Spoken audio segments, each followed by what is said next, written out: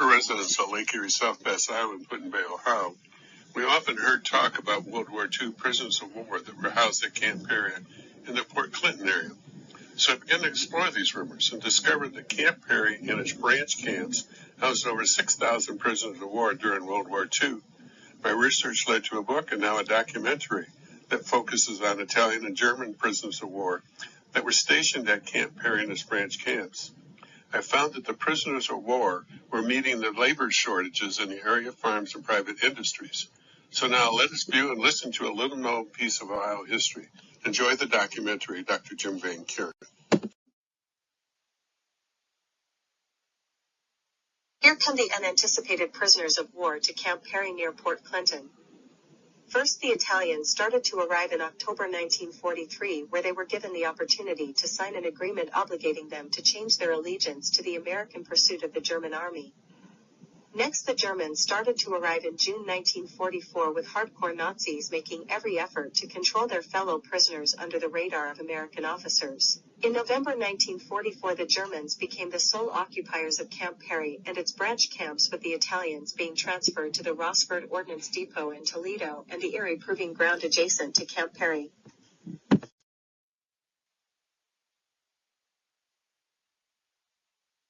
The United States started to receive prisoners of war in May 1942 when 32 Germans and 1 Japanese prisoner arrived.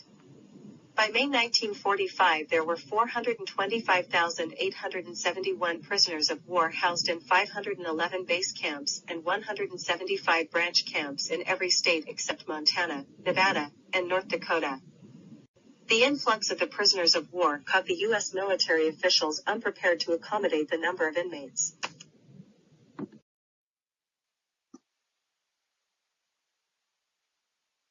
The United States did not anticipate receiving thousands of prisoners of war that included Germans, Italians, and Japanese. If we only had received Italians and Japanese prisoners of war, the United States would have been able to handle the influx of the prisoners of war, but with the additional Germans, we found ourselves in a bind to accommodate the number of prisoners of war as seen in the chart, which illustrates the timeframe for prisoners of war coming to the United States, with the peak in June 1945 of 425,606 that consisted of 371,683 Germans, 50,273 Italians, and 3,915 Japanese, housed in 511 base camps and 175 branch camps. In June 1946, there were 32,000 prisoners of war on military and civilian work projects, which were terminated on June 15, 1946. The prisoners of war were repatriated by June 30, 1946, except 341 Germans, 29 Italians, and 1 Japanese serving sentences in United States penal institutions.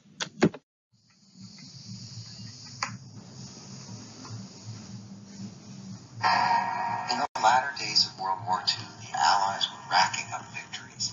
Suddenly, hundreds of thousands of captured German soldiers began pouring into the U.S. Large convoys are crossing the ocean with boatloads of war prisoners. New York, the Statue of Liberty, the skyscrapers, I've never seen anything like this. In the United States, the men are assigned to prominent prison camps scattered all over the country.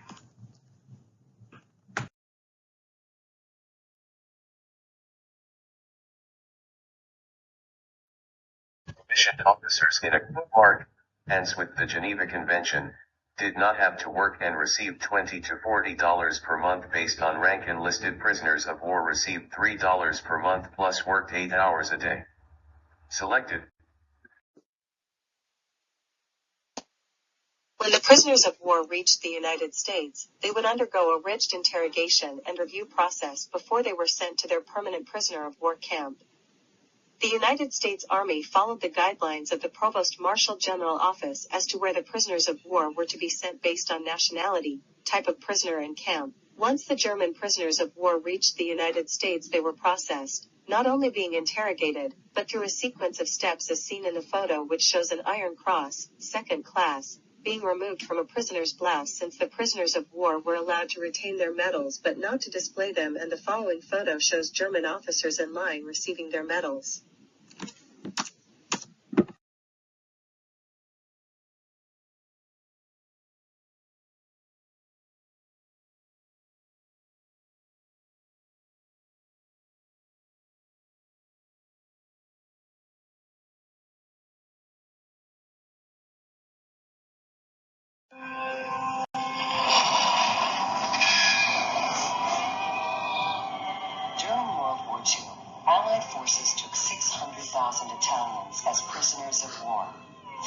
were brought to the United States.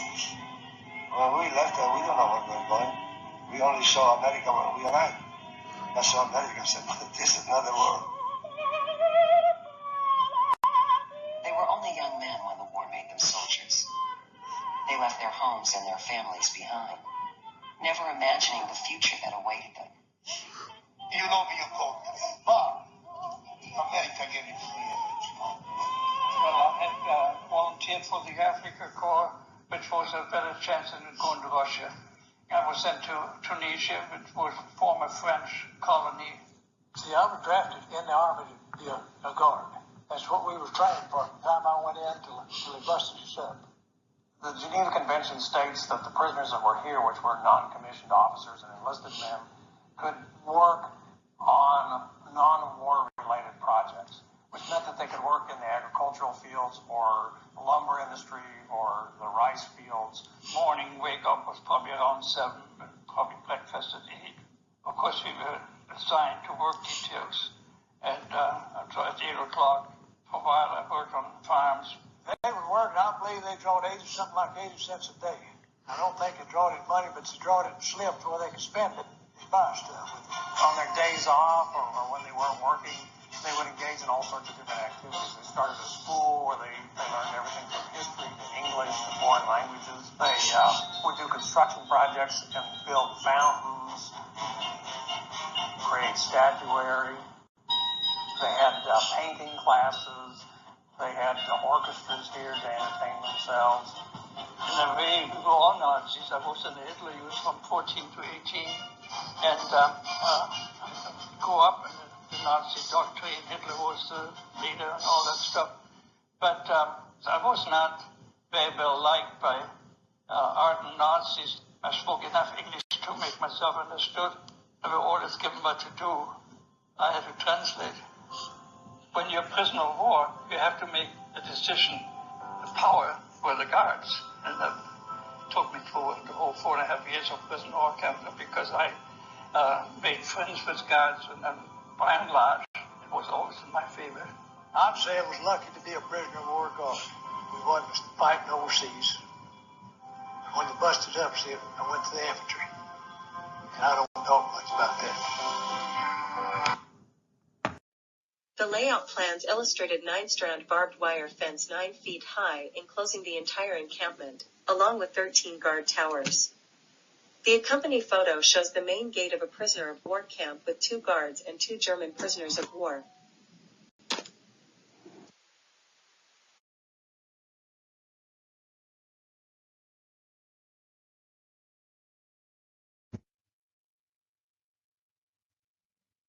The photo shows that the guard towers be 8 feet by 8 feet to allow for a machine gun, with the floor level being 8 feet above grade or a height that allowed for a clear vision of the fenced-in camp compound.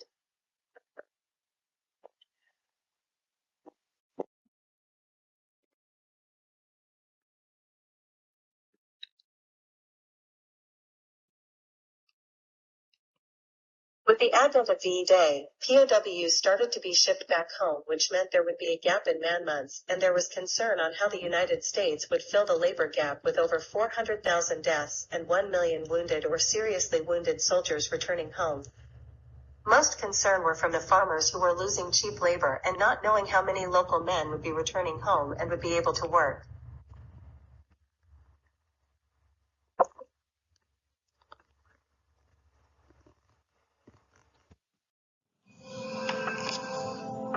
This was rural Ohio, and it's agriculture, so they were doing a lot of harvesting. And the German POWs there seemed to work real hard and had a good relationship with the farmers and the owners of that property. And they were very positive about the POWs. Came across one person who had said in 1970 she had gone to Germany to visit and was doing a tour, and the tour guide mentioned that he had been a POW in the United States, and she said, well, I'm from Cleveland, Ohio, and he said, well, you know, I was really treated fairly at Camp Perry, and he said, I really have pleasant memories. Well, I think the pleasant memories stem from the fact they were fed well, they were clothed well, and they had the opportunity to get out of the camp and work. So it's really contrary to what our GIs experienced in Europe and in Japan.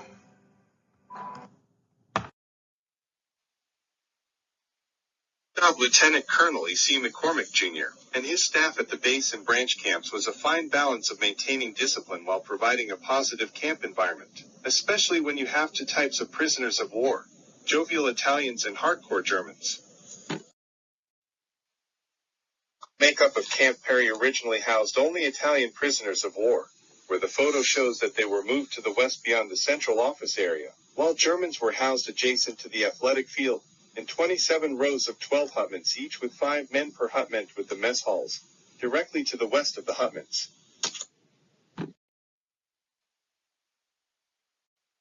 The Camp Perry hutments were winterized with wood-burning stoves, had double walls and double-paned windows that housed 5 prisoners of war in a 256-square-foot area.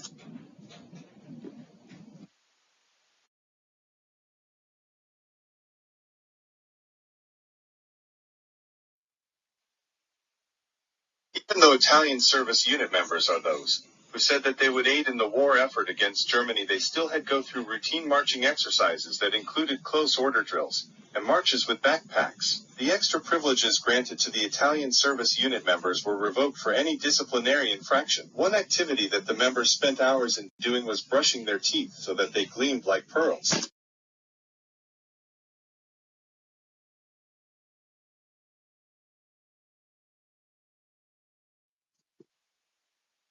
Candace York, she remembers the Germans prisoners of war from Camp Perry on their farm during World War II. She said that Mom made extra food for them and talked to them to try to make them feel at home. They used to sing while they worked on our farm. One of the songs was Lily Marlene. Her mother's name was Lily Ann.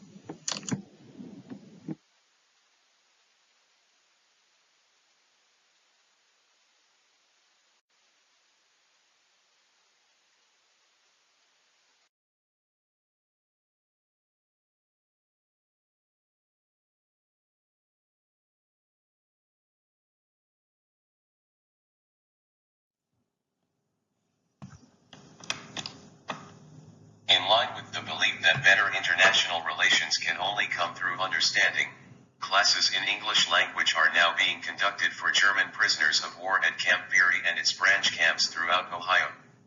Attendance is on a voluntary basis and classes are soon to be enlarged to include as high as 60% of the prisoners. In addition to English, classes have been set up in American history with a prelude in the study and understanding of the American Constitution, in the social sciences as pertains to the way they are practiced in Western civilization, and in the economic geography of America. The education program is one based on simple truths, which is something that, in part, has been missing in the German educational system during the past 12 years. Through this program, Army officials believe the German prisoner of war will come to realize the industrial might and indomitable spirit of the people of the United States of America. There are large numbers of German prisoners of war in the U.S. who will be repatriated someday, and upon their return to Germany will naturally have a part to play in the Reformation Germany. Their opinions concerning America may determine, in a large measure, future relations between Germany and the United States. With this in mind, the German prisoners of war, under the control of Camp Perry and its branch camps at Cleveland, Columbus, Bowling Green, Defiance, Marion, Cambridge are now afforded the opportunity to grasp a better understanding of America and its institutions. In this way, there will be created voluntary responses on the part of the German prisoners of war which will encourage an attitude of respect on their part for American institutions, traditions, and ways of life and thought.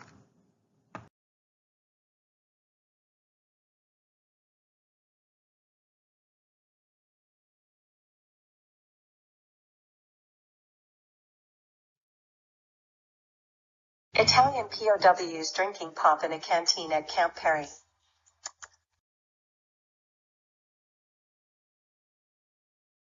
Canteens had display cases with rings and watches where POWs had coupon books and used coupons to buy items in the canteens. Each prisoner of war was allowed 5 cigarettes a day and 1 bottle of alcohol per man per day.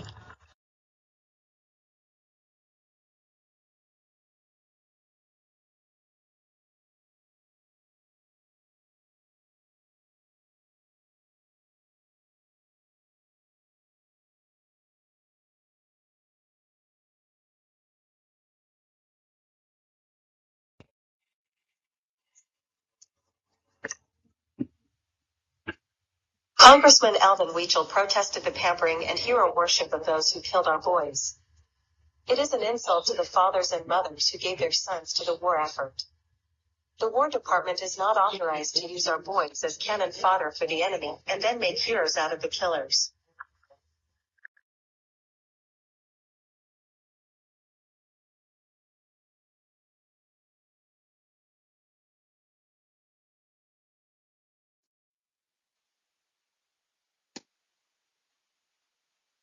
A favorite of the Italians was coffee soup, a mixture of coffee, milk, cream, and bread that formed a soupy substance relished by the prisoners of war. Another Italian specialty, of course, was spaghetti.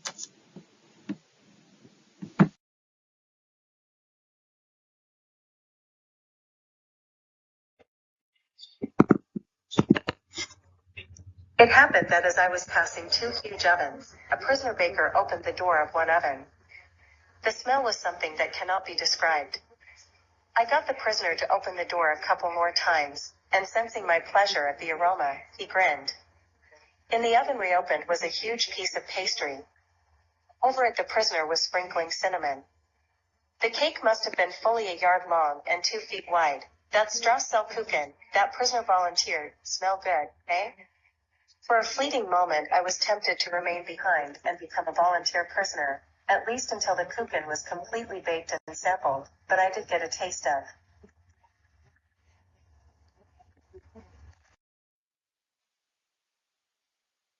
The newsman found that 3.2 beer was sold at 10 cents per bottle, Coke at 4 cents, cigarettes, they were called spuds, selling at 14 cents, and the New York Times was offered for sale at 4 cents weekdays and 14 cents for Sunday editions. The prisoners apparently don't like American 3.2 beer, it being too light. An enormous amount of Coke is consumed, that product under the same name being also popular in Germany. Profits from the stockade canteens go to benefit the prisoners of war. Mitchell was one of the most famous reporters in America. He spoke like he was on that telegram. Washington, do you want me to? I read orders. Who we have done? He spoke in this funny nasal voice. Oh my God, that's exactly what it sounds like. A radio dispatch from France. So in any case, when he finds out about the Nazi POW program, Walter Winchell just starts to rant about it. The United States Army caters to the Nazis as though they were kings. They get more food than our soldiers get. Ponies, radios, luxuries, and all sorts of leniency beyond imagination. And he would do this week after week. We cottos over here won't have any Nazis to capture and fatten up on steaks, butter, ham, and bacon, or chopped chicken liver. People start writing articles in the New York Times, the Chicago Tribune, the Boston Globe. Citizens start flooding the War Department with letters. I know, sir, that your YMCA War Prisoners Aid does all it can to make Nazi war prisoners over here comfortable. And in the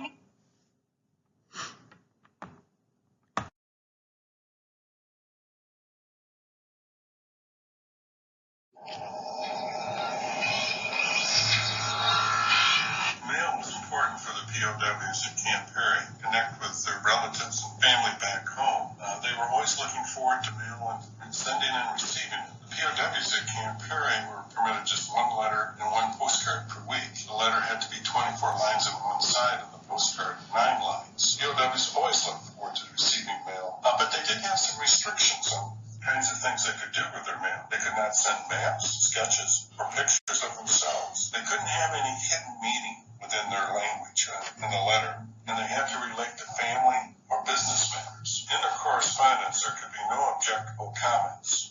The prisoners of war were told that certain comments were prohibited in their correspondence. They were, I can write only once a week. We are not permitted to register a complaint. I can only write to close relatives. This is the 7th letter I've written to you from here. You're not permitted to send any photographs.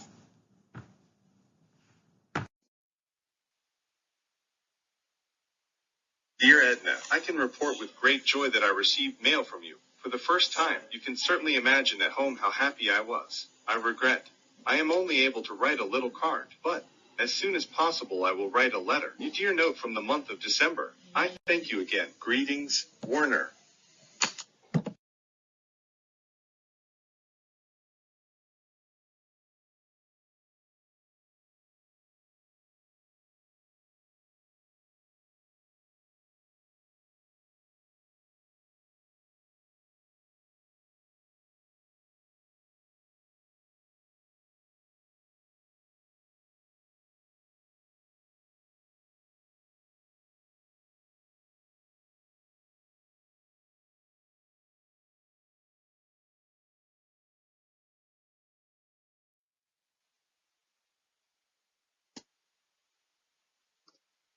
This 1944 date hut was established whereby guests were entertained by ISU members. A cafeteria, recreation hall and reception hall was available, plus rooms furnished as close to home as possible. There were 3 smaller rooms for entertaining 1 to 2 guests.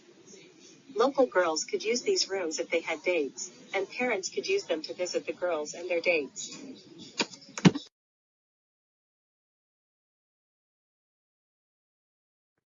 Italian prisoners of war, after leaving Camp Perry, worked with civilians on ordnance at the adjacent Erie Proving Ground, including repairing 70% of the large guns used in the war effort. The Erie Proving Ground employed over 5,000 people, including the prisoners of war. The civilians were housed in dormitories on site, and in government provided prefabricated houses in a development called Erie Gardens in Port Clinton.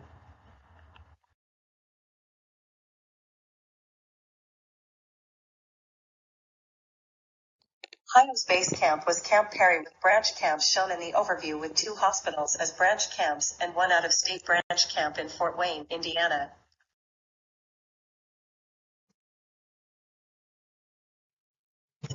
The location of the POW camps in Ohio. Most of the camps were in agricultural and small industrial areas, with agriculture having the largest workforce. General Hospital, military hospital, was dedicated on April 21, 1944, 153 acres/100 buildings, and treated over 15,000 wounded soldiers.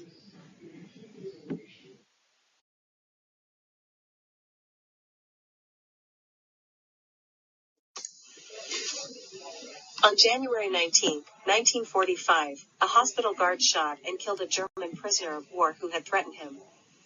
The guard lost his balance on the icy ground and was rushed by the prisoner he shot. The guard went through a court-martial proceeding and was found not guilty.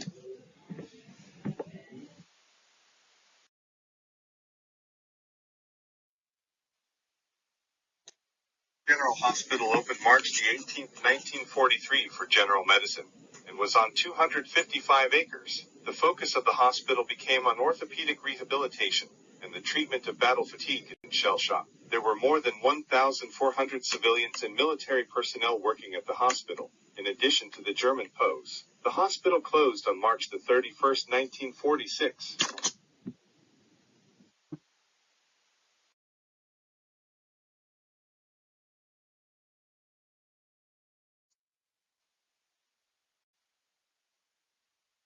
AUFAU Camp Perry newspaper was established to communicate to the German prisoners of war camp announcements about religious service times, scores of soccer, chess, and table tennis matches, musical events, movie schedules, puzzle corner, humor page, plus of reflection sections of poems, short stories, POW corner, and editorials repudiating Nazism.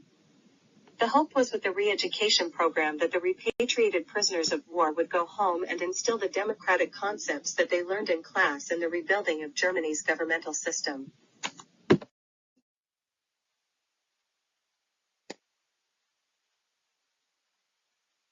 Nazi groups within the camps tried to prevent the distribution of the Der RUF newspaper, as is witnessed in signs posted at Camp Perry in March 1945 that read, when translated, "Do Americans believe they can force upon us a newspaper of traitors and deserters? All of you know by now Der RUF. Shall we allow the Cologne and Trier to mock us? Do they want to tell us that we must regain our lost honor? Boycott this shameful newspaper. Washington wants to make an experiment of us. New York Times. But our honor means faith, our belief of Germany. Now more than ever."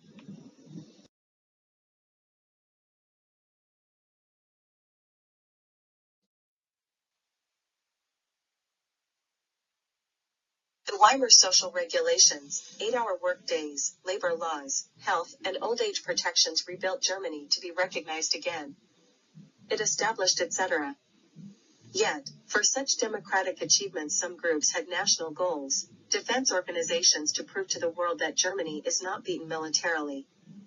Such organizations facilitated the rise of Hitler and his goals, military rule in Germany and rule over other people.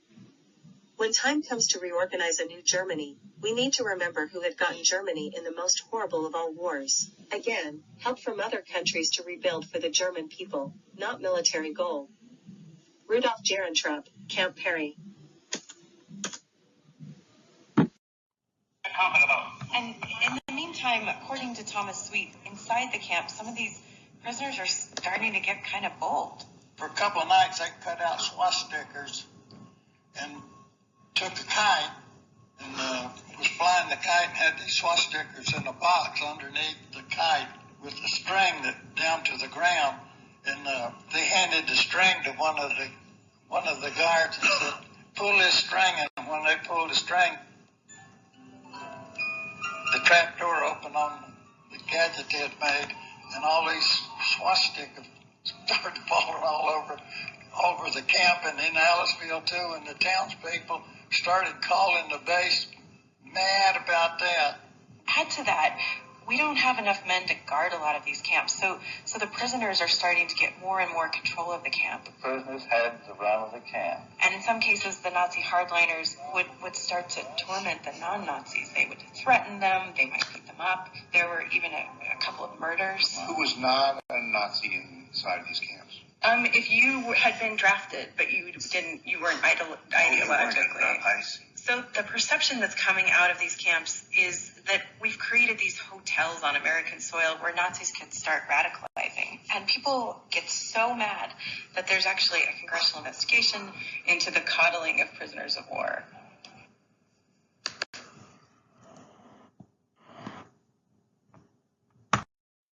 The story that was seemingly buried beneath the surface about Camp Perry and its branch camps was that some of the prisoner of war camps were significantly contaminated with high levels of toxic waste. It has been revealed that the River Valley Local School District, in Marion County, that the school district unknowing built on old burn pits and toxic waste dumps that were left behind at Branch Camp Marion and the former Marion Engineer Depot grounds and perhaps from Scioto Ordnance Plant, where debris was transported and dumped on the depot side, which may have led to the high cancer rates of the school district students.